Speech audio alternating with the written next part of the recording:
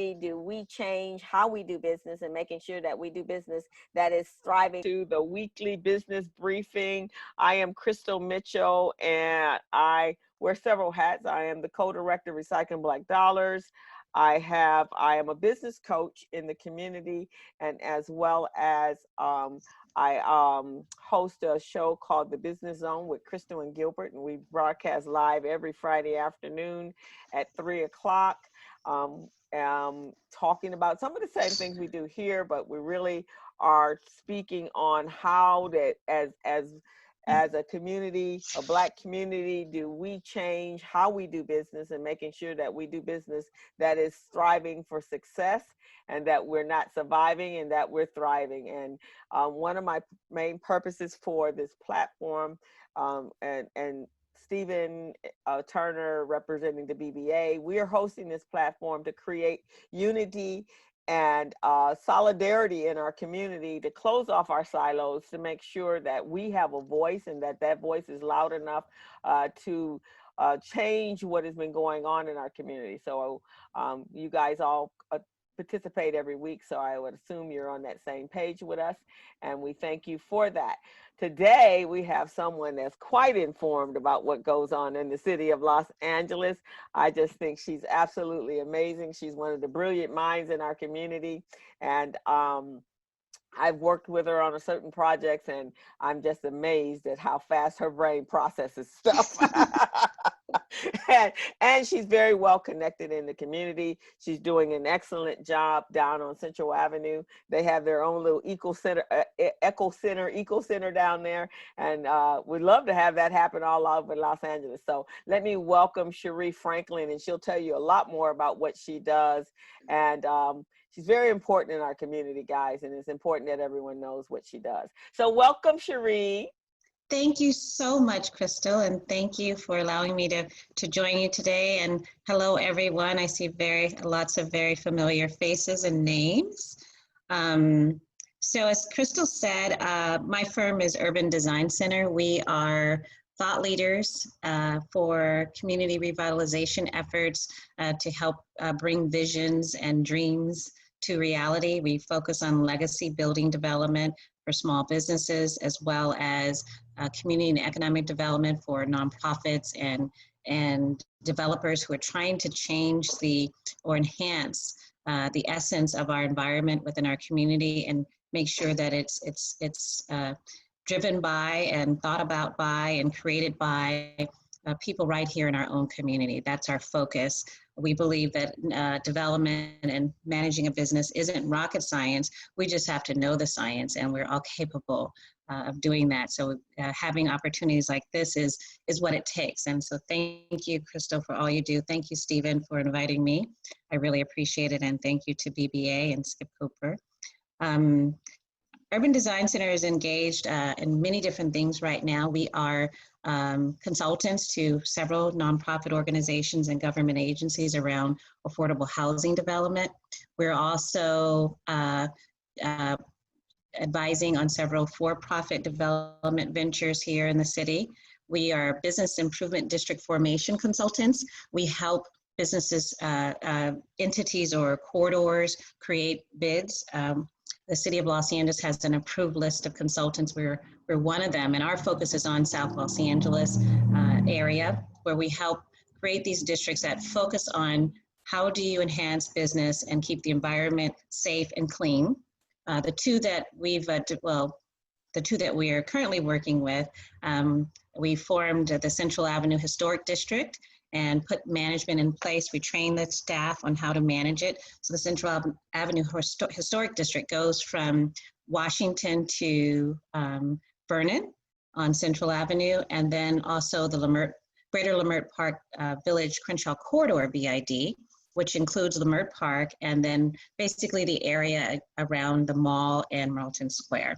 So those are the business improvement districts that we're currently working with. And we think that that is a great tool for other communities to consider. It effectively creates a tax base where you do tax the property owners if it's a property-based bid. And you can pool those dollars to pay for things like marketing, branding, a clean streets team, ambassador team. You could also do it just with a cluster of businesses that are located in a certain area. But it's easier to collect the funds if it's a property-based bid.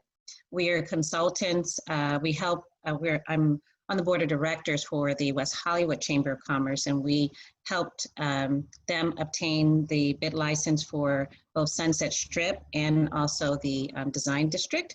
So those are two districts that have existed, and we have welcomed one of the partners that we brought to the table, Cheryl Branch, with LA Metropolitan Churches. She's actually managing the bid in Leimert Park, and we introduced her to West Hollywood so that she can be the management entity. That's part of one of the things that we're doing at Urban Design Center. We can't do everything ourselves. We can't be a part of everything. We have to work to also grow other businesses to be able to participate in opportunities and to expand. So we've been focusing a lot on building internal capacities of other businesses to do a community and economic development work. As part of our efforts to do that, we have we designed a new platform called the UDC Resiliency Studio, which we're launching in August. And that Resiliency Studio will be a platform for vision builders and dream builders and nonprofits who are looking to scale, who are looking to expand, to find more resources, to create partnerships, to train their staff, to find jobs in the industry. So it'll have it'll be a multifaceted opportunity for us to connect around community development and business development and have a strong focus on raising capital. Our firm has raised over $150 million for various different ventures here in our community. And the tools, again, are not rocket science. We just have to share and talk. A lot of other communities meet every week, every day, talking about how do they pool their assets, how do they create an opportunity for people to have local ownership, and what are they going to go after? So if we start to vision more what we would like to see in our own communities, I really believe we won't have to worry so much about what others are coming in or gentrification, what are they coming in to do, because we can have a leadership role in deciding what that is going to look like, who's going to own it, how is it going to be developed, and what are the goals and objectives of those developments. I'm really excited to be a part of a team that's doing an assessment of the Baldwin Hills Crenshaw Plaza. Very excited because it's, again, an opportunity for our collective energies, our collective requisite expertise to come together and say, this is what the site should look like. This is what's feasible. This is how it would work for our community. And we have brought to the table many great leaders that you all know. Dolores Brown from the Community Economic Development Corporation, Jackie DuPont Walker with Ward EDC, Roland Wiley, who's Raw International Architects, and we have other people, other organizations who've come to the table, Community Build and so forth, so that we can create a place that is owned by the community, driven by the community, and envisioned by the community, and perhaps other business opportunities, such as, making it so that we can create our own ISP center so that we can offer Wi-Fi not only to the site, but to the surrounding communities, and make sure that we provide financial support for new business ventures that want to come in. Maybe we create an entertainment cluster in the site where it's about 40 plus acres. That's a large parcel of land right in the middle of our community. And we believe we can come up with an idea that can be something that everyone can have a participation in: ownership, business opportunity, housing. And if we don't come together and put the plan together, what happens? Somebody else comes in and they do it. And that's what's happened to us several times with that property. And it's something that I would like to be committed to doing. Let's envision what we want to see on every parcel in our entire community, and let's envision what kinds of businesses make sense in our community, and how do we grow them, how do we scale them, how do we finance them? How do we train the staff for them? I think that should be a daily conversation that we have in our communities around a multitude of industries. Another industry that I'm involved in is cannabis. We have been able to create the largest cannabis incubator in the United States. It's called Go Verde. It's at goverde.com, goverde.com. And Go Verde is a vertically integrated cannabis group of companies that are people who are from our community, grew up in our community, lived in our community, and were impacted by the war on drugs. And they are the people who the city wrote the law for. It hasn't benefited as many people as it should, but by coming together as a collective, we were able to meander through the licensing process. We were able to stand tall and not allow some big investor to come in and buy out the space. So we have now over 100,000 square feet of space under control for cannabis grow, cannabis manufacturing, distribution, and we have partnerships with people who are retailers and delivery companies. We've launched an online platform called Verde Road for the delivery management. And that, once we did that, I was like, we did this with cannabis, the most stringent and convoluted legal system we have for any industry. We were able to do that. We raised $500,000 amongst our friends and family to build it out, to pay for the rent, which is no joke. It's like each building space is $15,000 a month for 10,000 square foot space. But we were able to do that, make it through and become licensed and lead people who were formerly people who had not worked in any regulatory environment through that process. So what that told me is if we can do that for that industry, we can do that in the food industry.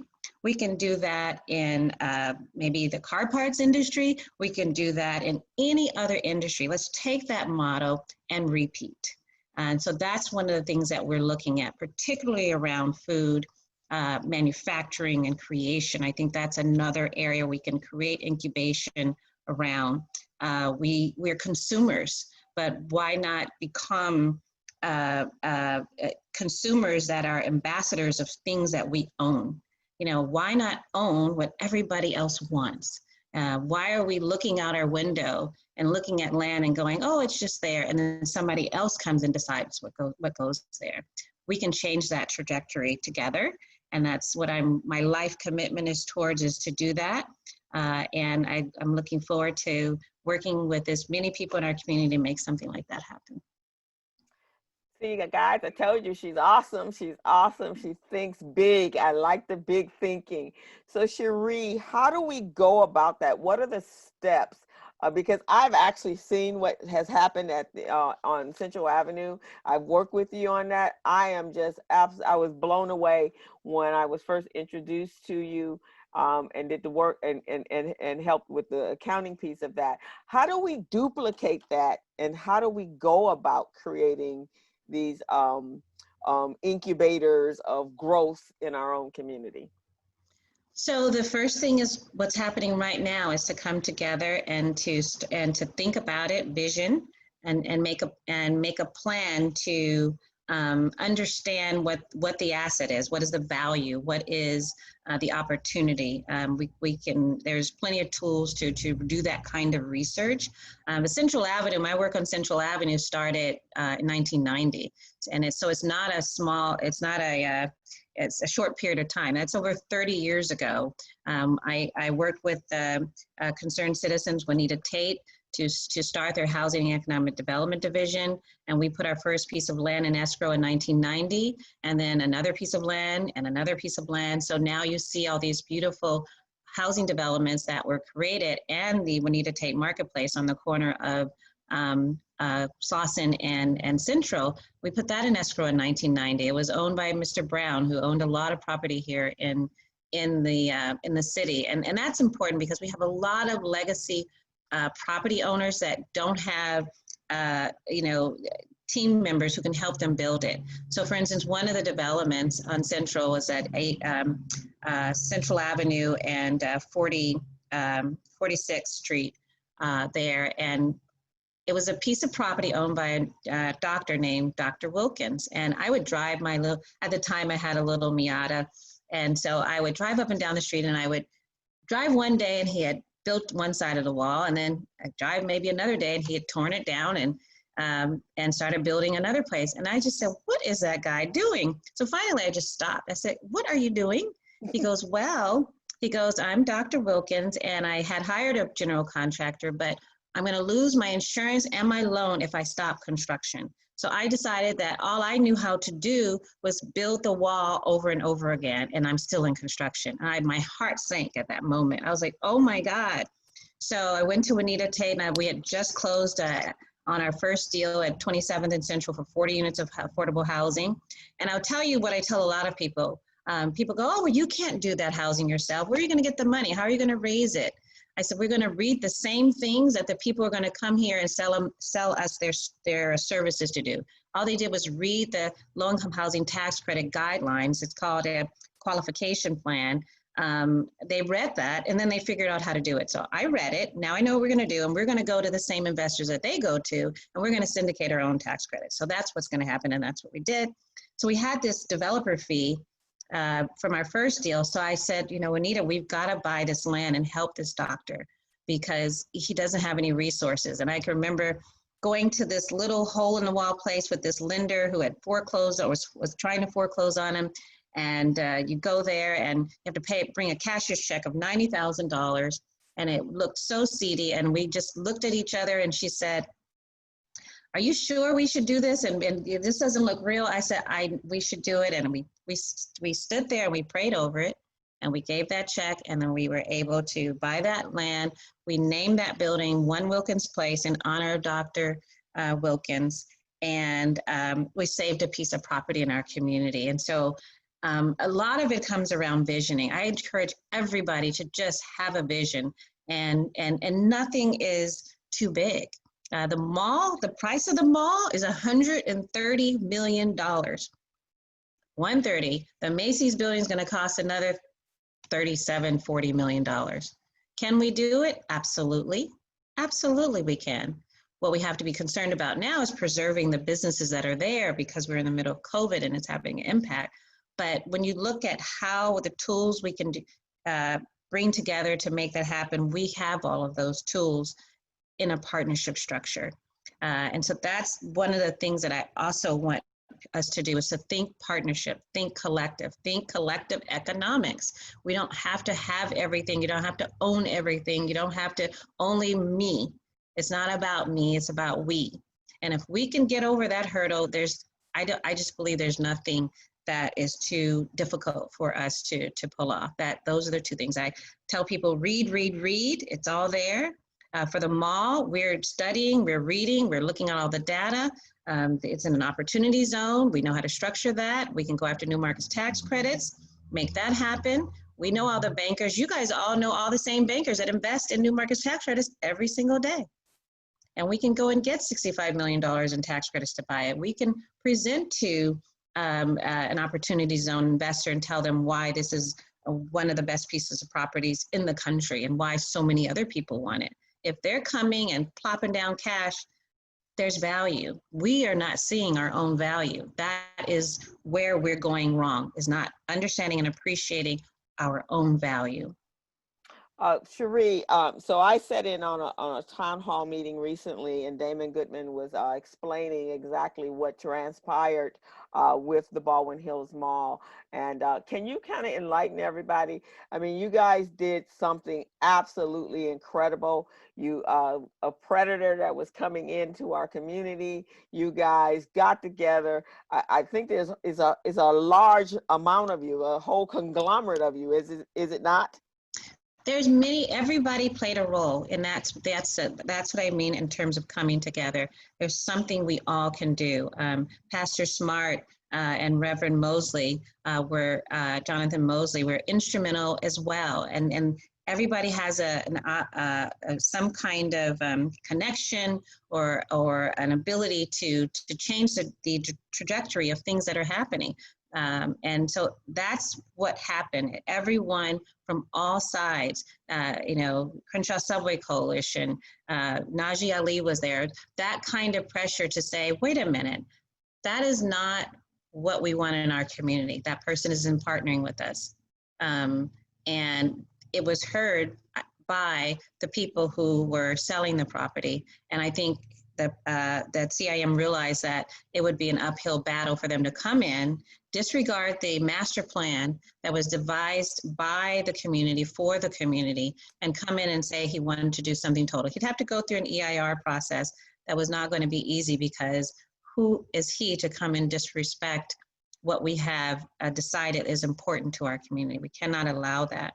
But I think it's also a good lesson for all of us. There was no reason why that property, if it was for sale, that we were not collectively joined at the hip to be in a position to buy that. Somehow we didn't think about that collectively. We have the ability because now people are coming together now to do it.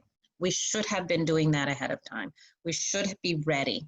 We need to be ready for that piece of property and every other piece of property that is vacant in our community or needs to be redeveloped in our community. That is something that we have to take responsibility for.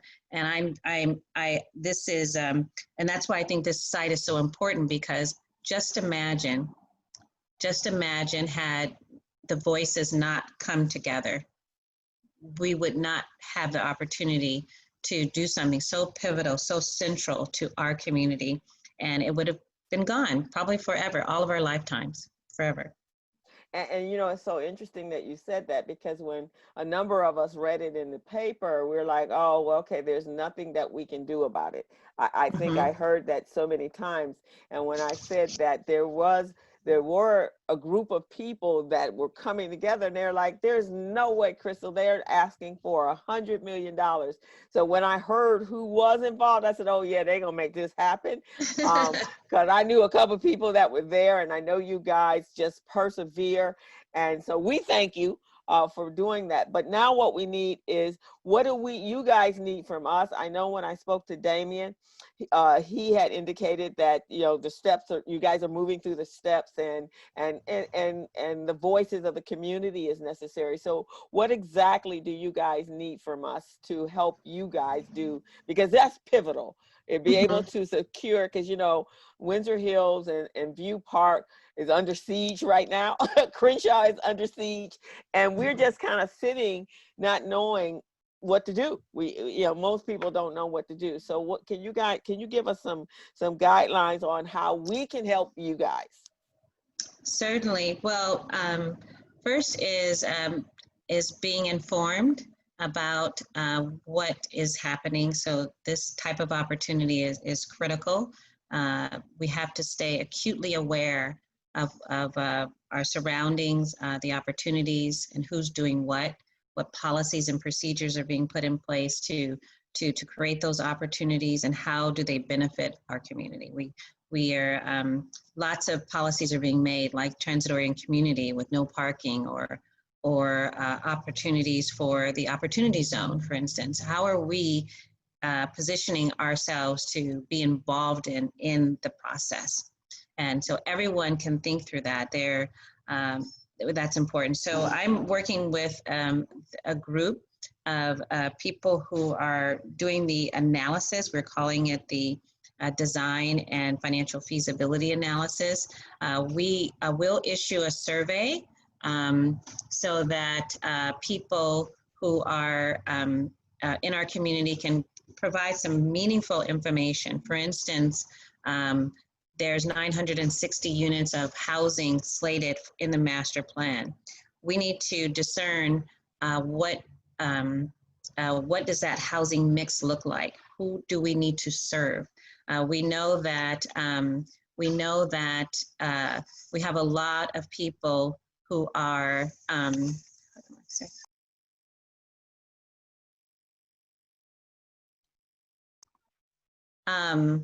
we know that you know, we have a mixture of incomes and needs in our community. We have a large number of people who would love to downsize, And and then if they downsize, they want to downsize into something nice. So, and then that home becomes available for the next family. But that's a problem we have because everybody's living in large spaces that they don't need.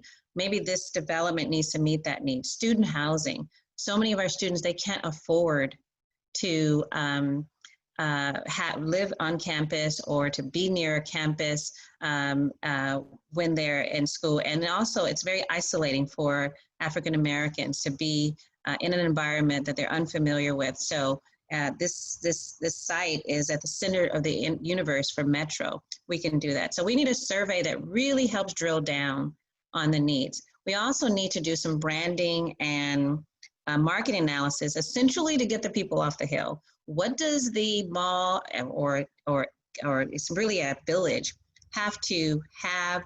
What kind of stores and services does it need to make sure that we're not continuing to experience the type of economic leakage we experience because it's not here? We know that it can't be all high end. That doesn't make sense because we are a community of multiple incomes. So how do we create that mix? A survey is going to give us that information. Also, we want this to be a learning environment for the next generation of developers and people who are looking to be a part of urban planning, business development. We want to invite our young people to the table to learn and to take the information and knowledge out of the heads of our legacy developers and be able to carry it forward and pay it forward. So that's going to be very important. And I think the number one thing is we need to continue to support the existing mall as it is, because if you're going to buy an asset, you're buying what's there. You're spending $130 million on an existing asset. How many times do we shop there now? What do we need to enhance that environment so that more of us shop there? You know, how do we make the Macy's the number one Macy's? And by shopping and maybe giving them feedback on the types of products that should be there, perhaps we can help them grow and do a better buying, you know, in their selection. We can do that interface more, not just say, oh, they don't have what I need, I'm going to go someplace else. We need to begin to engage the businesses and help them discern what will help them survive and attract the type of clientele and consumers that'll help them be a viable business. That's very important, not just for the mall, but also for every single retail corridor that we have. We have to begin that type of consumer engagement. And I think we have enough legacy organizations that can guide that process. Our business improvement districts, our trade associations, our chambers of commerce. Let's begin a more integrated approach in terms of understanding the business need, both consumer and also B2B. That's another important thing. The other element, I think that one of the things that we must do for this asset and for everything that we're doing is we create a community-centered ownership structure. There are so many tools to do that. We want people to make a conscious effort to buy a stock. Do it. You know, through crowdfunding, we can raise $1,070,000. And if we did that every year, just imagine, we can invest in a legacy business. We can invest in a new business idea, an innovative idea, but there's no reason why we can't do that right now and have that tool ready in multiple platforms, multiple organizations. That's a very easy tool. As you know, it's a syndication tool that's used by so many other communities and cultures. And I'm not sure why we don't do it, and that's a deeper issue, but I know we can do it, and that's what I want us to focus on. So I encourage all of our legacy groups to start that kind of investment tool so we're ready. We're ready. Don't look up and say, oh, did you know that was for sale? Oh, well, somebody bought it because they had what? They had some cash. We can become cash ready. There's the Reg A Plus, which allows you to raise up to $50 million, which is one of the tools we'll use for the Baldwin Hills Crenshaw Plaza. Why not have a Reg A Plus ready that everyone could put in $1,000 a year, and you can have it be national, whatever you want, but why not do that and be ready for the investment? That's what we have to all get ready to. We should make a conscious effort that we're going to save some money and we're going to invest it in a business and we're going to invest it in some real estate here in a pooled share asset. You don't have to do it by yourself. And they're safe. The Reg A Plus is, I can't say the word safe, but I can say it's regulated.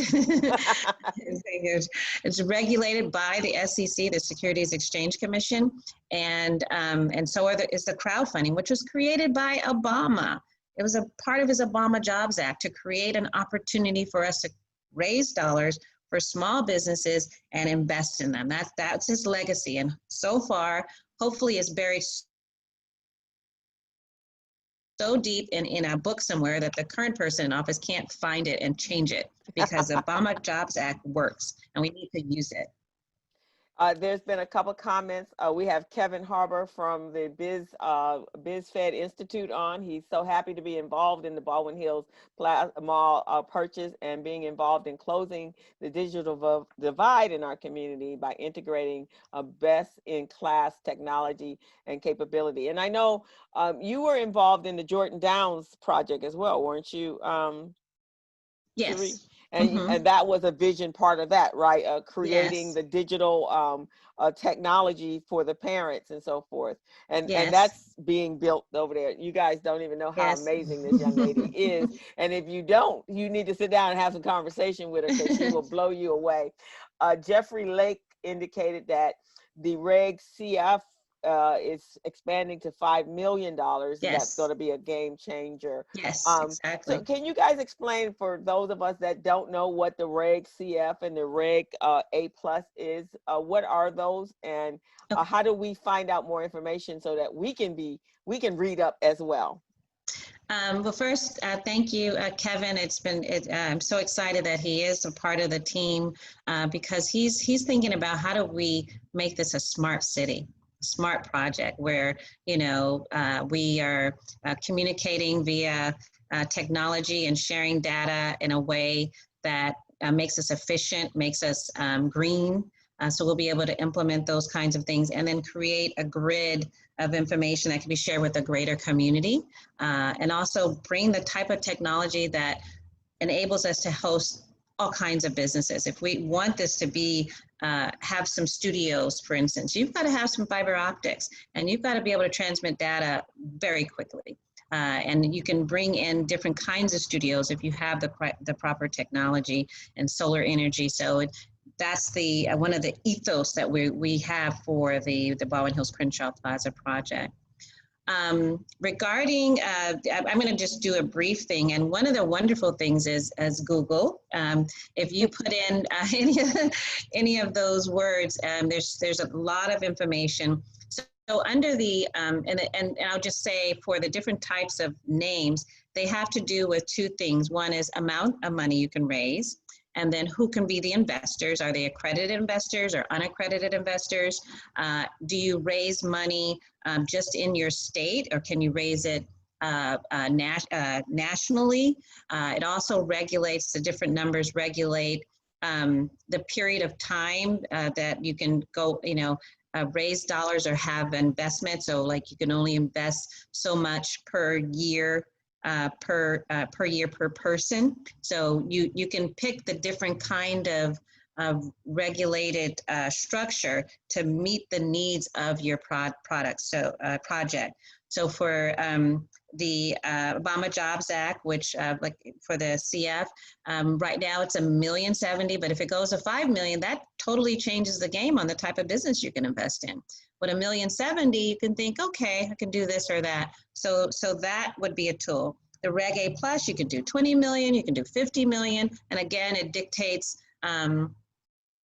this again, if you have accredited or non-accredited. Accredited investors are people who have a certain asset base of $1 million, and what they want to do essentially with saying who's accredited and non-accredited is make sure that you're not giving away your life savings to be a part of this investment, and that you have some level of knowledge of what the investment means. So they quantify it by income and value of your assets if you're accredited or not. And unaccredited is everybody else who don't meet that criteria that can be involved. And the other beautiful part about these various structures is you can make your shares as low or as high as you want. So you can make a $100 share. That means everybody can join. I mean, you can go lower, but $100 a share makes it so that it's available to everyone. And then, you know, people can invest to the maximum allowed per that type of regulation. But if you Google and go to the SEC, because that is, you know, the place for it, and then also put in the Obama Jobs Act, it gives you a lot of great information. And we'll make sure we send some links that make the most sense to you, Crystal, so you can share it with everyone. Stephen asked, what programs are available to purchase single-family dwellings as part of wealth building?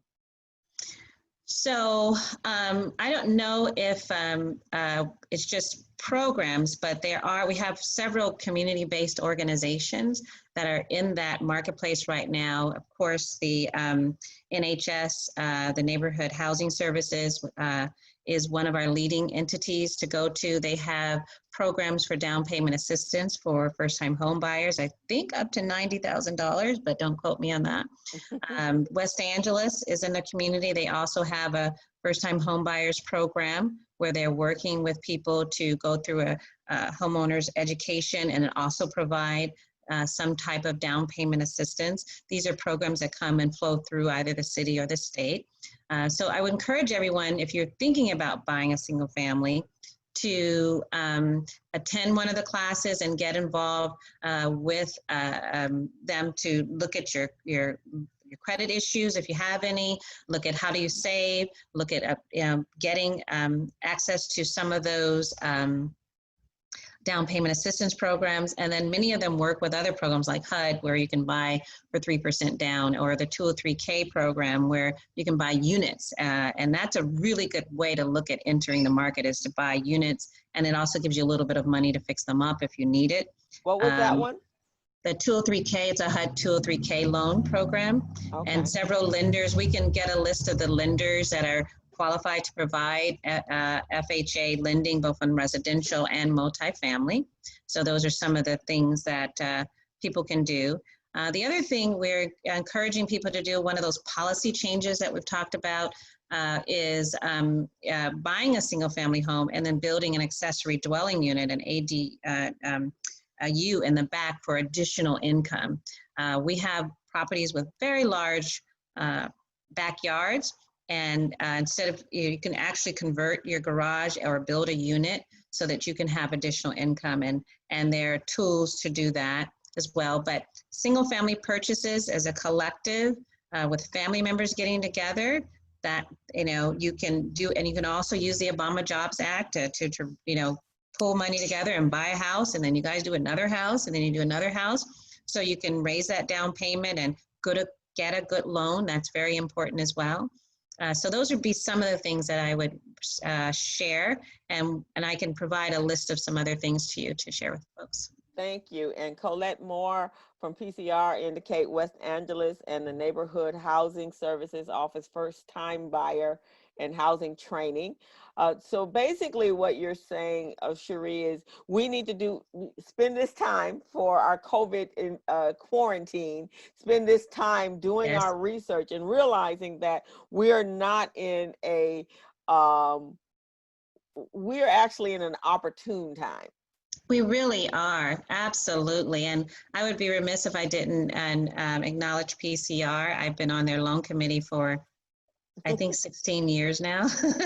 And, you know, PCR provides loans for businesses. And it's, if you haven't visited, they also have a program to help you work through your business plan and understand accounting and industry-specific data that you might need to really discern what type of things you need to do to make your business successful. The loans, they have what we call a loan guarantee program, where perhaps you cannot get a loan from a bank, or they've turned you down. Well, PCR has loan guarantees from the state of California that says, okay, Bank of America or Wells Fargo, whoever, give this business a loan, and we will guarantee that loan for you up to a percentage, 50% say. And so you can't lose. Why don't you go ahead and give it to them, and we'll do the loan guarantee on our side. We need more people to go to PCR. I cannot tell you how difficult it is to get people from our community to take advantage of that tool that's available. And we the loan committee has the ability to meet and greet with the people who need the loan and understand their model and trust them. You know, there's a level of trust. It doesn't have to be so black and white the way that other lenders provide loans. And I'll just say this, one of the things that strikes me by being on the loan committee, two things happen a lot when other people from not in our community come to get a loan. One is they're coming as a family or partnership entity. And someone will say, well, I want to start up my own watch retail business. But, you know, my wife is going to continue working and I'm going to keep working until it gets going. And we've been training someone else to be in the store. And I've been there learning the operations at this watchmaking company. So I'm very clear on how to do this. And they plan to not have a dual income. They do that a year or two ahead of time so that that person with that knowledge can then take time off to go and start up that business and they can live off that income. That is very important. We have to put in the planning time if we want to start a business. It's not something you wake up today and tomorrow you're in business. It doesn't work that way. And the other thing, you see a lot of business legacy development. Families coming together and deciding, okay, Johnny, who's the son of someone, we're going to send him to the franchise school for Subway. That's what he's going to do. Yeah, he got his degree. Great, wonderful. Now you're going to go to Subway school, and we're going to help you start your Subway. And you know, you have the rest of your life to do a lot of other things, but let's help the family. Let's get this business going. We see a lot of that kind of collective strategy, and we've done that with Go Verde. That was very important. It's a family of families owning the cannabis businesses. And that motto, I was able to think through because I sit on the loan committee at PCR and had an opportunity to see how other people have been able to do it. Awesome. Does anyone have any questions? Kevin, would you like to interject? If you're still here. Well, yeah, I'm still here, and thank you very much for giving me an opportunity to speak. It's been a pleasure working with Sheree. We go back, we're both UCLA alum. When I was president of UCLA Black Alumni, Sheree was a hardworking VP, you know, looking to change the enrollment and upgrade the enrollment of Black students at UCLA. We ended up together with a collective effort of quadrupling that enrollment. That's the kind of intelligence and energy you have in her. So she has my undying gratitude and support. But she tapped me in recognition of my 25 years or so experience in IT with Hewlett Packard and Verizon and Black Box. So from infrastructure, wiring and cabling, wireless, data center technology, the ability to provide complete emerging technology and coverage, whether it be 5G, looking at the different DSS bands, meaning the right kind of bandwidth based on the applications we're looking at, setting up other exciting things without giving away all our proprietary secrets, but setting up a situation where the whole community can take advantage of it. We're looking at the digital divide that exists right now. It's very important that we focus on that. 20% of LAUSD students do not have computer or internet access. Either they don't have a computer or the technology bandwidth isn't sufficient to be able to do video and distance learning. This is important. This is serious. With a number of homes and apartments and businesses that are going to be there, that calls for big access. It calls for power. There's also an opportunity for BizFed to clear the way, LA County Business Federation, in terms of any public policy that needs to be addressed, things that people don't think about that could come up down the line. We want to make sure that we're positioned on all fronts for this to move forward.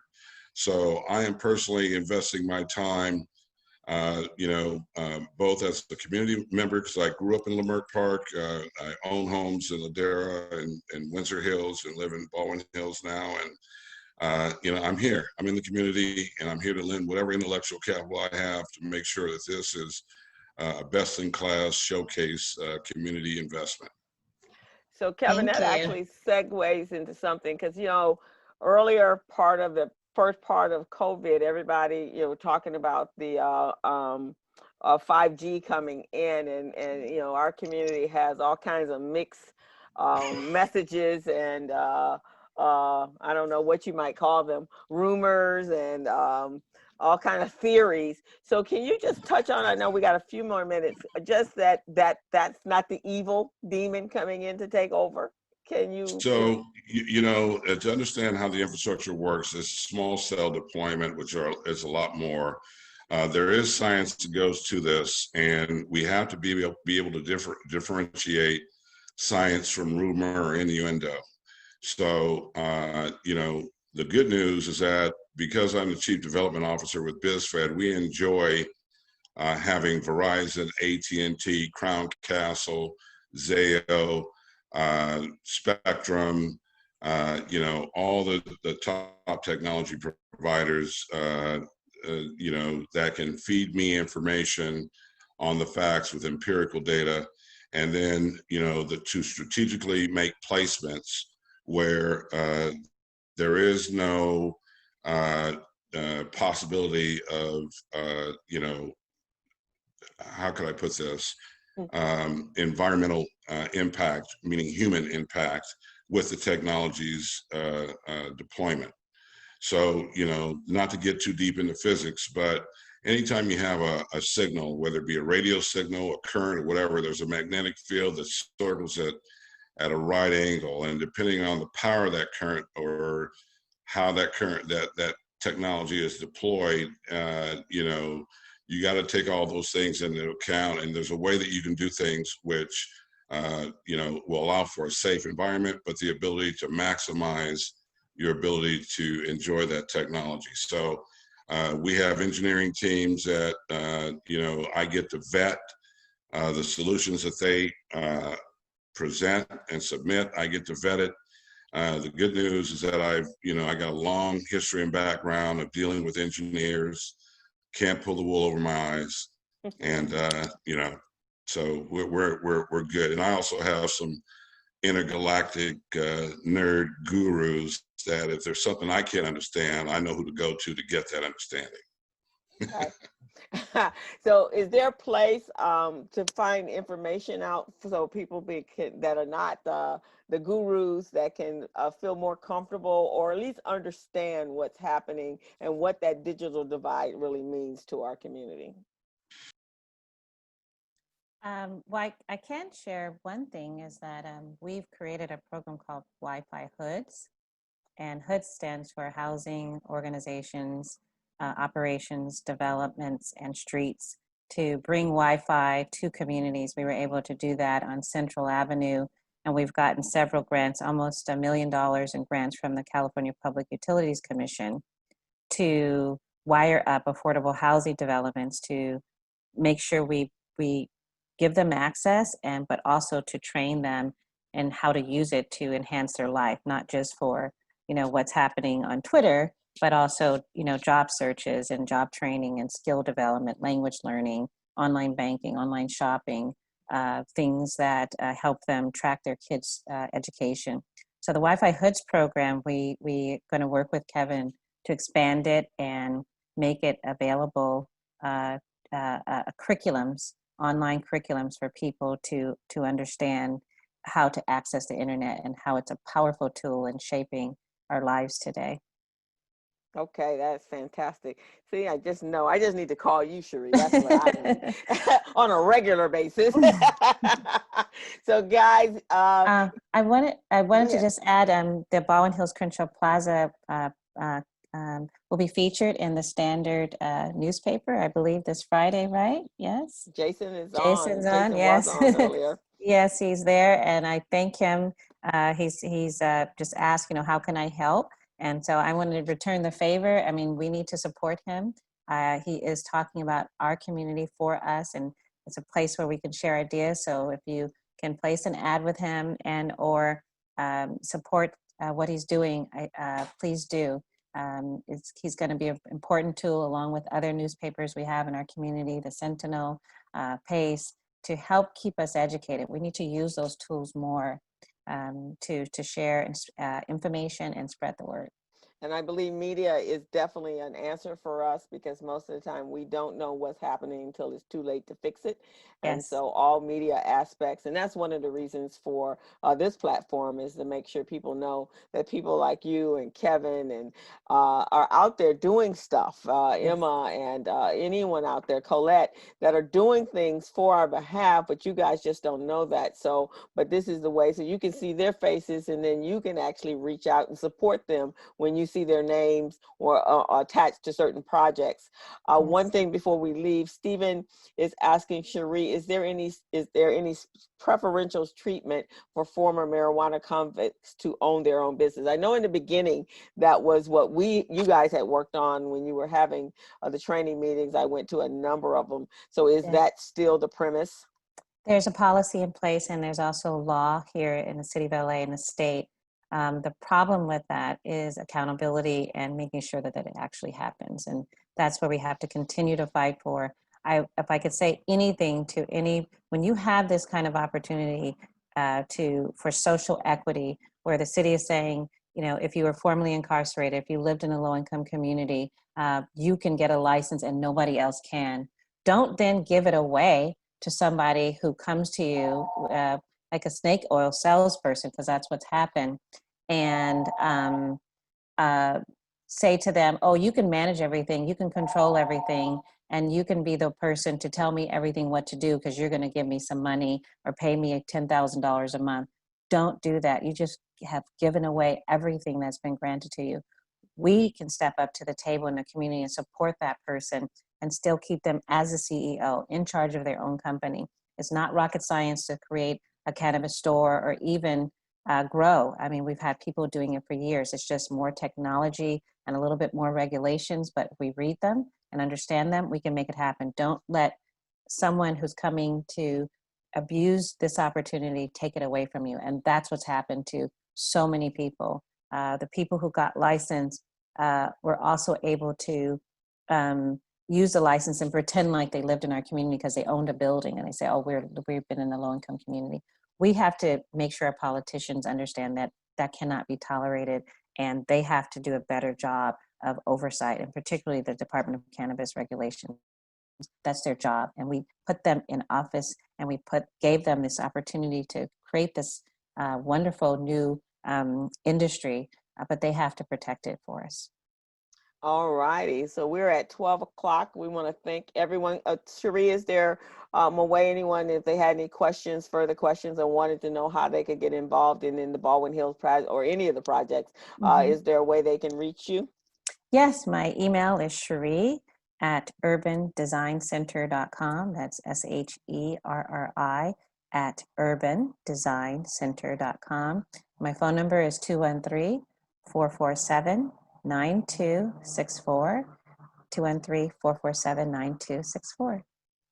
All righty, guys. So you guys heard it from her. Jason said all to reach the Los Angeles Standard newspaper, email him at jlewis@thelaststandardnewspaper.com.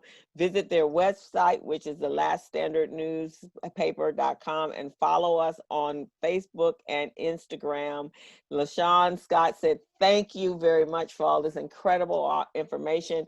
Guys, it trended. We were live on YouTube. I'm sorry. We were live on Facebook. So if you want to go back and take a look and listen and write some notes down, and also share this and come back next week. We got another incredible community leader that is doing some amazing things, and we just want to keep you informed, and we hope you are getting a lot from these sessions every Thursday, and we will continue on. I hope we don't ever run out of leaders that are doing amazing things. And then I hope you guys become leaders as well that are doing things. So thank you so much for tuning in. I'm going to jump off because I got to get back over to the kids that are graduating from Biz Camp and becoming new business owners tomorrow. And so thank you guys. And we will see you. Stephen, drive safely. Sheree, just my love, my heart. Thank you very much for coming out. Kevin, thank you, and everyone else. So we'll see you guys next Thursday. Bye-bye. Bye-bye. Sheree, I'm going to give you a call. Okay, thank you. Bye-bye. Okay. Thanks, everyone. Bye.